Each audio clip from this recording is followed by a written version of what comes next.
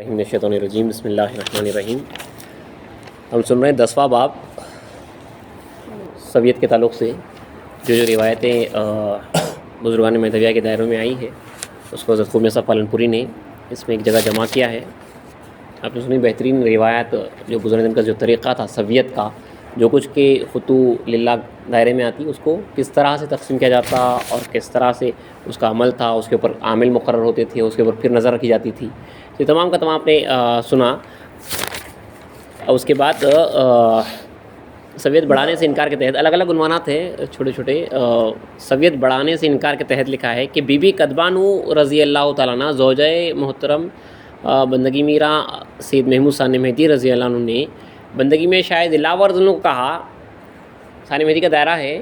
Be be قدبانو نے حضرت شاہد کے ذریعے کہلوایا، کہا کہ مہمانوں کی کثرت کی وجہ گھر میں ہر وقت تنگی رہا کرتی ہے۔ اب مرشد ثانی مہدی آپ میاں سے کہہ کر کچھ سویت بڑھا دیں۔ بندگی میاں شاہ دلاور رضی اللہ عنہ نے حضرت ثانی مہدی سے کہا کہ آپ کے گھر میں اکثر تنگی رہا کرتی ہے، اس لیے اپنی سویت بڑھا دیں۔ حضرت نے فرمایا، آپ کو کس نے کہا؟ میں سمجھتا ہوں آپ اپنی طرف سے نہیں فرماتے۔ بندگی میں شاہ دلاور نے کہا کہ بی بی قدبانو نے بندے کو کہلایا۔ حضرت ثانی مہدی بہت روئے اور فرمانے لگے، افسوس بندہ دنیاوی چیز بڑھائے۔ حضرت میرا علیہ السلام نے بندے کے لیے سویت میں 10 حصے مقرر فرمائے ہیں، بس یہی کافی ہے۔ اگرچہ اس کے بعد آپ کو اور بھی فرزند ہوئے، لونڈیاں بھی آئی، لیکن اسی پر صابر و شاکر رہے۔ تو سویت کا طریقہ یہ تھا، جب دائرے میں آتے تو مرشد مقرر کرتے کہ ان کے اتنے سویت کے حصے ہیں۔ اسی حساب سے جیسا میں آپ کو کہا کہ اگر 20 فقراء کرام ہیں تو کسی کے 3 حصے، کسی کے 5 حصے، کسی کے کچھ حصے حساب سے مقرر ہوتے، تو ٹوٹل ملا کے اگر 100 حصے ہو رہے ہیں تو جو کچھ کیا تھا وہ 100 حصے کیا جاتا،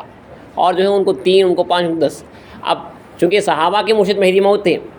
تو میں اسلام نے جو ہے مقرر کیا، اپنی زندگی میں اسلام نے مقرر کیا۔ اب اس کے بعد یہ خود جو ہے مرشدین بن گئے اپنے دائرے کے، تو انہوں نے وہی سویت برقرار رکھی جو مہدی موعود علیہ السلام نے رکھی تھی۔ حالانکہ اب اس کے بعد تو جو ہے فیملی بڑھ گئی اور خود جو ہے مرشد دائرہ ہونے کی وجہ سے کئی مہمانوں کی آمد اور وقت رہتی تھی، تو یہ چیز جو بڑھانے کے واسطے اب اسی پہ اتفاق ہے۔ اب کتنا تک ہوتا ہوں گا، پہلے بھی جو ہے 10 آتا تھا، اس کے بعد بھی جو ہے کئی سالوں کے بعد بھی 10 ہی چاہ رہا، کیونکہ میں اسلام نے رکھا تھا، اسی لیے جو ہے اسے اتنا پرہیز کرتے تھے۔ اور عشور کے تعلق سے سویت ہی میں عشور کے تعلق سے لکھا ہے کہ خدا تعالیٰ فرماتا ہے، سورہ بقرہ کی آیت ہے جہاں پہ اللہ فرما رہا ہے کہ اے ایمان والو خرچ کرو پاکیزہ مال جو تم نے کمایا اور ان چیزوں میں سے بھی جو ہم نے تمہارے لیے زمین سے نکالی۔ تو اس آیت کے تحت سیدنا اسلام نے اس آیت سے عشور فرض فرمایا ہے، خواہ یعنی چاہے زراعت سے، تجارت سے یا ملازمت سے یا خدا واسطے آیا ہو، غرض مال طیب و حلال ہو، اور اس کی ادائی میں اس قدر تاکید کی گئی ہے کہ خدا 10 دانے دے تو 1 دانہ چینٹیوں کو ڈال دے۔ اتنا اگر کمایا، اسلام فرما رہے ہیں کہ خدا اگر 10 دانے دے تو 1 دانہ چینٹیوں کو ڈالنا ہے۔ تھوڑا آگے آپ کو کھانا، تھوڑا آپ کھانے میں سے کیا نکال سکتے تو کیا کرنا، تھوڑا چینٹیوں کو جو ہے آپ کو ڈال دینا، عشور کی نیت سے ڈال دینا ہے۔ اتنی تاکید کی گئی ہے ہمارے پاس۔ اسی کے تحت آگے لکھا ہے کہ سیدنا میں اسلام صحابہ، تابعین، طبع تابعین کے حضور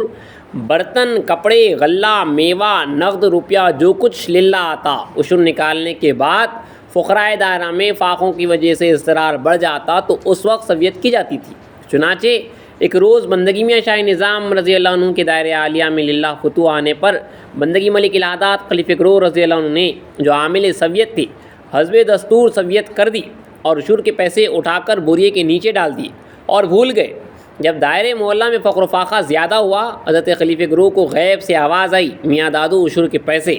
حضرت خلیفہ گرو نے فوراً نکال کر مصیروں میں سویت کر دی۔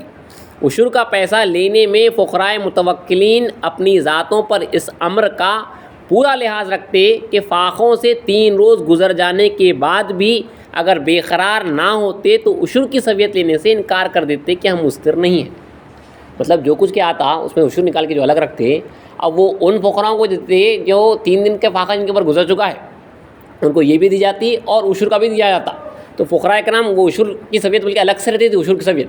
تو فقراء کرام اتنے منصف تھے، انصاف پسند تھے کہ بول دیتے تھے کہ ہمارے پاس 3 دن کا فاقہ بھی ہوا ہے لیکن ابھی مستر نہیں ہوئی، تکلیف بھی نہیں آئی، بھی ہم ابھی برداشت کر سکتے ہیں، تو عشور کے مستحق نہیں ہے۔ کہاں پہ دیکھیے عشور کا لیول کدھر ہے۔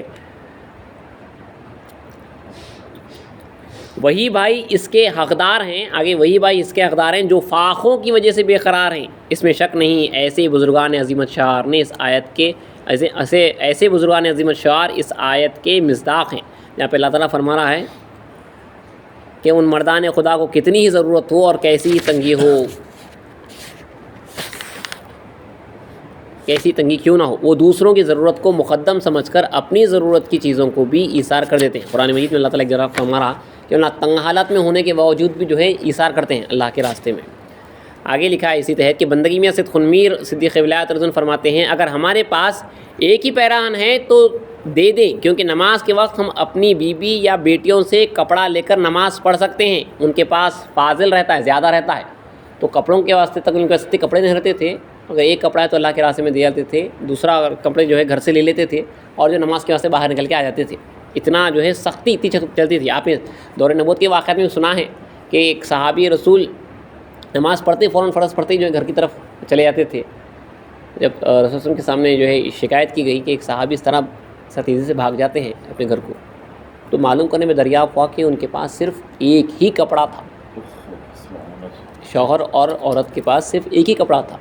وہ ایک کپڑے سے جو ہے چادر اوڑھ کے یہاں پہ آتے تھے، نماز پڑھتے تھے اور پھر جا کے جو ہے گھر پر وہ کپڑا دیتے تھے، تب وہ جو ہے نماز پڑھتے تھے۔ تو جب یہ راز باہر معلوم ہوا تو دونوں نے فوراً اس وقت اللہ سے دعا کی کہ ہمارا راز اب فاش ہوگا، ہم اٹھا لے، تو دونوں کا اسی وقت میں انتقال ہو گیا۔ یہ حالات جو ہے دائرے میں بھی ہمارے پاس رہے کہ اتنی تنگی رہتی تھی، کپڑے جو ہے تک برابر میسر نہیں رہتے تھے، تو صرف ایک تیبن پہ آپ نے کئی واقعات سنے، میں اسلام کے صحابہ جو ہے صرف ایک تیبن باندھے ہوئے، سر پہ رسی باندھے ہوئے، پیر میں جو ہے نالین وغیرہ بھی نہیں رہتے تھے، اس طرح جو ہے سفر انہوں نے کیا ہے۔ ایک دن حضرت صدیق ولایت رضی اللہ عنہ نے کمبل اوڑھ لی اور گھر میں جو کچھ تھا سب کا سب اللہ کے نام پر دے دیا۔ دور نبوت میں حضرت ابوبکر صدیق نے بھی ایسا ہی کیا تھا۔ سیدنا اسلام فرماتے ہیں جس کے پاس 2 کپڑے ہوں اور ایک بھائی برہنہ ہے، اس وقت اس شخص کو نہ دیا تو وہ منافق ہے، وہ نہیں۔ 2 کپڑے ہیں اور ایک کے پاس جو ہے نہیں ہے کپڑا، تو فوراً دیا لینا اس کو، نہیں تو اسلام اس کو منافق فرمائے۔ عشور کی سویت کب کی جاتی کے تحت لکھا ہے کہ دیکھتے کہ فتوح تھوڑی آئی ہے اور دائرے میں استقرار زیادہ ہے تو سب کا سب سویت کر دیا جاتا، اگر عشور نکالنے کے بعد فتوح کافی سمجھی جاتی تو عشور علیحدہ رکھ دیا جاتا اور فتوح سویت ہو جاتی۔ پھر جب دیکھتے کہ دائرے میں فاقہ کشی زیادہ ہے، استقرار بڑھا ہوا ہے، تو امانت رکھی ہوئے عشور کی سویت کی جاتی۔ بعض اوقات سیدنا اسلام عشور کا پیسہ اسی جگہ مسیروں میں سویت ہو جانے کے بعد فرماتے کچھ بچا ہے، یہ جواب سن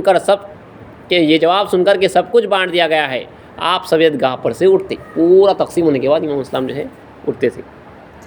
اور ایک الگ عنوان کے تحت ایثار کے تحت لکھا ہے، یہاں پہ یہ باب ختم ہو رہا ہے سویت کا، کہ کس طرح ایثار تھا، کس طرح جو ہے اللہ کے راستے میں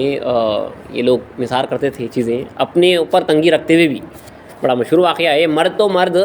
دائرے کی بیویوں میں بھی سیدنا اسلام کے صدقے سے ایثار کی توفیق اس درجہ بڑھ گئی تھی کہ ایک روز بندگی میاں سید عبد الوہاب بن بندگی میاں سید تشریف اللہ بن حضرت صدیق ولایت کے دائرے میں، بندگی میں شیخ خنمیر کے پوترے کے دائرے میں دیکھیے اس قدر فاقے پڑے کہ چھوٹے چھوٹے بچے بھی بھوک سے بے تاب ہو گئے۔ دائرے کے ایک فقیر نے ایک بچے کے رونے کی آواز سن کر ان کی ماں کو للہ روٹی کا ٹکڑا دیا اور کہا بچے کو کھلاؤ۔ بی بی نے خیال کیا میرا بچہ بھوک کے مارے رو رو کر تھک گیا ہے اور اس پر نیند غالب ہو رہی ہے، بہتر ہے کہ اپنے پڑوس کے بچے کو جو بھوک سے بے تاب ہو کر رو رہا ہے یہ ٹکڑا دے دوں۔ بچے کی ماں جلدی سے اٹھی اور ہمسایہ کے بچے کو دینے گئی۔ خداوند کریم کو بیویوں کا یہ ایثار ایسا بھلا لگا، اور پاس ہوتا کیا وہ آگے، ایسا بھلا لگا کہ بندگی میں سید عبد الوہاب کو مرشد اعلیٰ دائرے کے بارگاہ خداوندی سے بشارت ہوئی کہ آج کے روز تمہارے دائرے کی چند بیویوں نے روٹی کے ٹکڑے میں جنت خرید لی۔